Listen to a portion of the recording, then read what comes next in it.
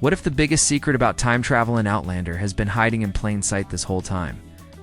Not in the stones, not in history, but in a single name. Avis Frassery. It sounds simple, almost unimportant. But what if this? One clue connects everything: Claire's journeys, Roger's fate, and the truth about the Fraser bloodline. And what if discovering it changes everything they thought they knew? The episode opens in a quiet forest where the wind moves gently. Through tall trees, the kind of place that feels peaceful, but also full of secrets. Roger stands still, looking at a tree he doesn't fully understand yet. He reads the name again in his mind, Avis Frassery. It doesn't feel random, it feels important, like it's calling him. At first, it seems like just a tree, a rare one, a Fraser fir. But then something clicks. The name Fraser isn't just a name to Roger. It's family, it's history, it's Jamie. And suddenly, this tree is not just a tree anymore. It becomes a symbol, something deeper, something connected to everything they've been through. As Roger looks closer, he starts to feel something strange. Not fear, but a kind of pull. Like the same feeling near the standing stones. The air feels heavier, the silence feels louder. And for a moment, it's like time itself is holding its breath. This is where the idea begins to grow. What if time travel was never only about the stones? What if nature itself has always been part of it? The trees, the land, the roots that go deep into the earth? Maybe they hold memories too. Maybe they're part of the path. And then comes the bigger thought. Name Fraser and the tree, and the Fraser family line? Is that just a coincidence? Or is it something more? Something planned long before? Any of them were born? Roger begins to realize that this could change everything. Because if places like this tree are connected to time travel, then it means the rules are not what they thought. It means there are more doorways, more secrets, and maybe more danger. The camera slowly pulls back as Roger reaches out, almost touching the tree, but stops just before his hand makes contact. Because deep down, he knows.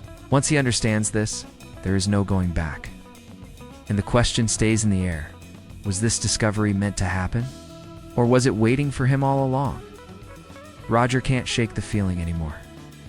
Something about time travel has never made sense. It starts quietly, a thought he tries to ignore. But the more he remembers his past journeys, the more the cracks begin to show. Because if time travel was really just about the stones, then why did it never feel the same twice? Some trips were smooth, others were painful. Some led exactly where they hoped, and some went terribly wrong. That's not random. That's a pattern. Roger sits alone, going over everything in his mind. Every moment, every sound, every feeling. And then it hits him. He never truly understood why he could travel. And others see, why him? Why Claire? Why Jemmy? Ow. It can't just be luck. There has to be a reason. Something deeper.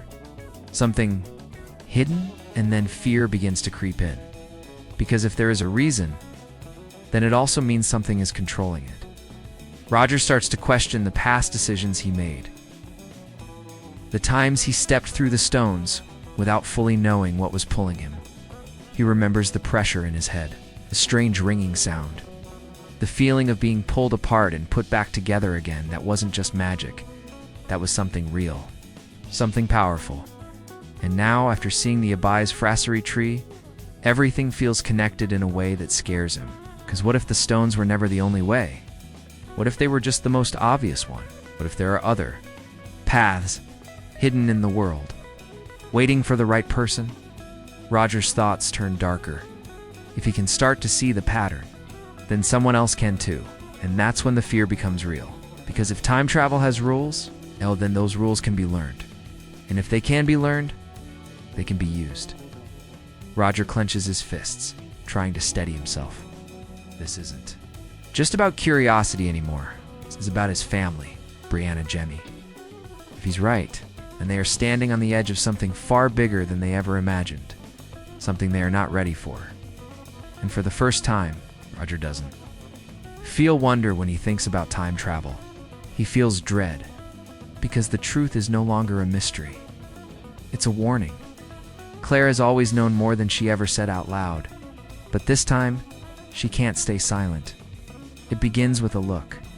The way she watches Roger after he speaks about the tree, there's no surprise in her eyes, only recognition, like she has been here before.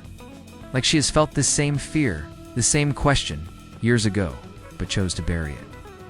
For a long moment, she says nothing, and that silence says more than words ever could. Then finally, she speaks. Not with certainty, not with answers, but with something far more powerful truth she was afraid to face. Claire admits that from the very first time she traveled, something never felt right about the idea that the stones were the only key. Yes, they opened the path. Yes, they called to her. But there were other moments, small ones, easy to ignore. That didn't fit the story. It's moments when she felt that same strange pull. Far away from the stones, a shift in the air, sudden stillness, a feeling that time itself was watching her. At first she thought it was her imagination, fear, or the stress of everything she had been through. But over the years, the pattern became harder to deny. There were places that felt different, alive. And now, hearing Roger speak about Abby's frassery, that old fear comes rushing back, because she remembers something she never told anyone. A memory from long ago, during one of her earliest journeys. She had wandered off, away from the stones, into a quiet stretch of forest. The kind of place no one pays attention to. But she had stopped suddenly, feeling that same pressure in her chest. The same ringing sound, the same pull, just like the stones. But there were no stones there, only trees. Claire's voice softens as she admits the truth. She ran away from it. She chose not to understand. Because if the stones were not the only way, then time travel was far less controlled than she wanted to believe, and far more dangerous. Now, she looks at Roger, her eyes filled with something heavier than fear. Regret, because everything he is discovering now. She wants. Felt too and ignored. But this time, they don't have that choice. Because the secret is no longer hidden. It's waking up again. This time, it won't let them look away. What if time travel was never about finding the right place, but about becoming the right person? That realization hits Roger and Claire at the same time, and it changes everything because now all the pieces begin to fall into place, not as random events, but as part of a system they were never meant to fully see. The stones, the strange pull, the rare places like the AB's frassery tree, they are not separate things, they are connected. And the truth is far more unsettling than they expected. Claire slowly explains it, almost as if she's afraid of saying it out loud.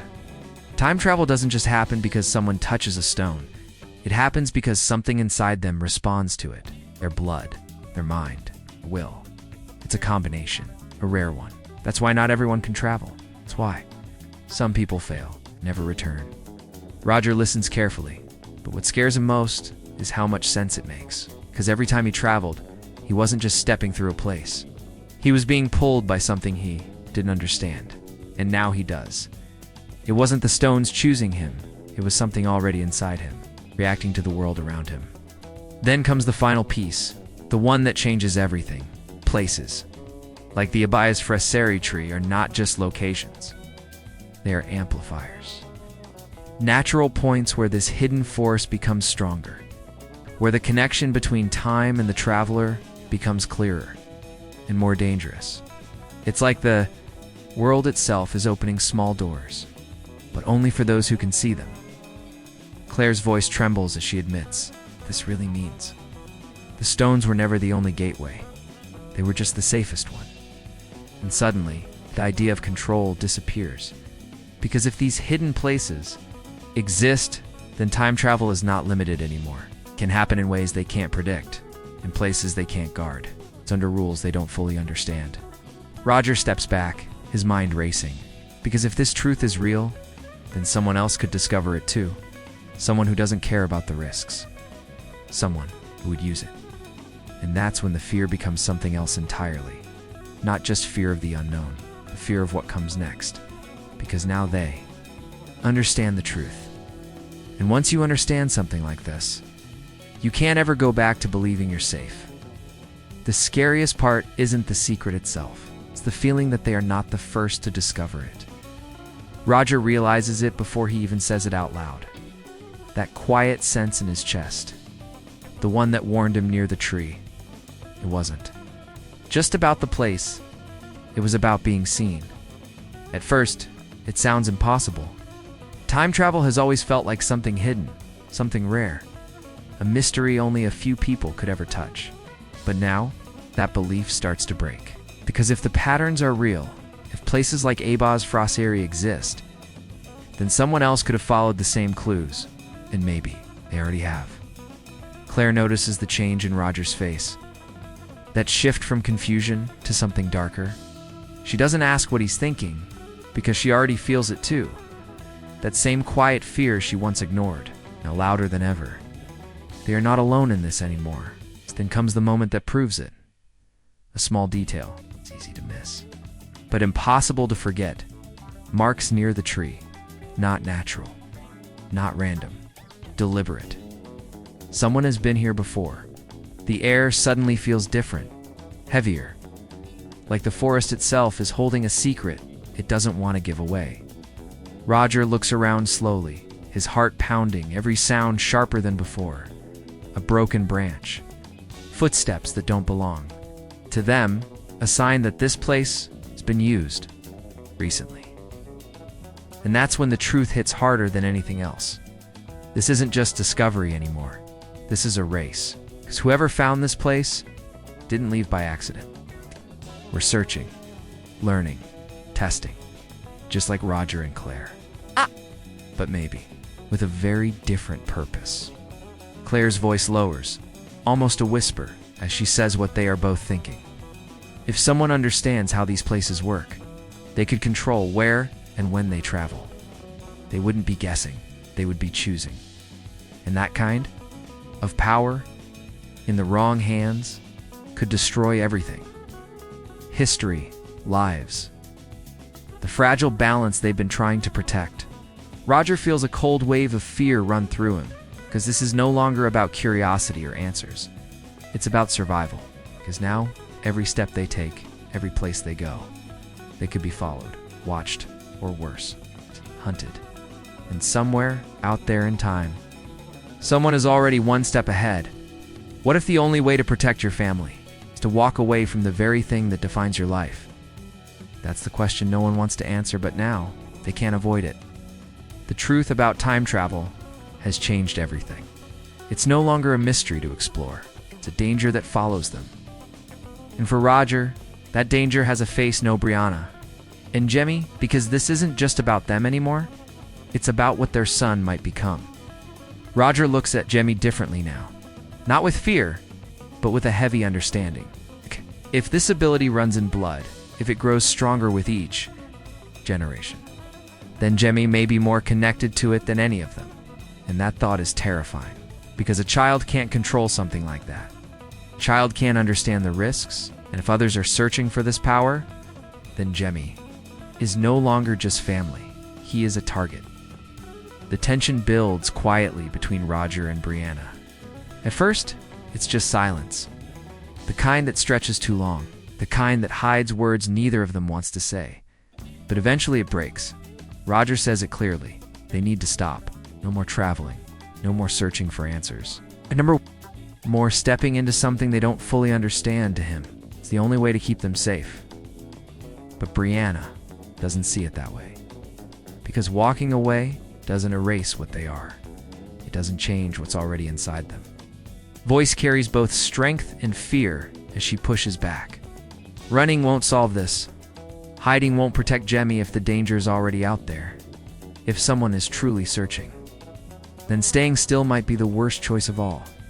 And just like that, the space between them grows. Not because they don't love each other, but because they are both right. Claire watches it unfold, her heart heavy with the weight of it all. She understands both sides. She has lived with this burden longer than anyone, the need to know, the need to protect. But now, those two, Things are pulling them in opposite directions, and there is no easy answer. Because if they keep going, they risk everything. But if they stop, they may lose their only chance to understand what's coming. The room feels smaller, the air tighter, the fear no longer something outside, but something between them. A family divided not by love, but by the impossible choice standing in front of them. And deep down, they all know, no matter what they decide, something is about to change forever, just when they think they still have time to decide. Time makes the choice for them. It happens at night. The forest is silent again, just like before. Too silent, the kind of silence that feels wrong, like the world is waiting for something to happen. Roger stands near the ABI's fraseri tree, unable to stay away. Something keeps pulling him back. Not curiosity anymore, something stronger, something urgent. The air begins to shift, slowly at first, a low hum, almost too quiet to hear. Then it grows. It's the same sound they all remember, the same pressure, it's the same force that once lived only in the stones, but now it's here at the tree. Roger's heart starts racing as the ground beneath him feels alive. The wind picks up, but the branches don't move like normal. It's as if everything is caught between two moments. It's not fully in the present anymore. And then a flash, not of light, but of something bending, time itself. Roger steps back, fear taking over as the space in front of the tree begins to twist. Not wide, not dramatic, but enough to know this is real. This is happening. This place is a doorway. But before he can react, before he can even call out, someone steps through. A figure, falling forward out of nowhere, collapsing onto the ground as the strange energy fades just as quickly as it came. Silence crashes back in, heavy and sharp. Roger freezes, because this wasn't supposed to happen. Not here, not like this. Slowly, carefully, he moves closer. Every step filled with fear and disbelief. The figure doesn't move at first, then suddenly takes a breath. Alive, they came through, alive. Claire arrives moments later, her face pale as she takes in the scene. She doesn't speak, she doesn't need to. They both understand what this means. The secret is no longer hidden. It's open, and it's already being used. The figure begins to stir. And just before their face is fully revealed, they whisper something. Name. One that shouldn't be possible. One that belongs to the past. Or maybe the future. Roger's eyes widen. Claire's breath catches. Because this changes everything they thought. They knew about time, about history, about who can cross between them. The screen cuts to black. And one final thought. Ecos, if someone can come through like this, without the stones, then nowhere is safe anymore. And whatever is coming next, they are not ready for it.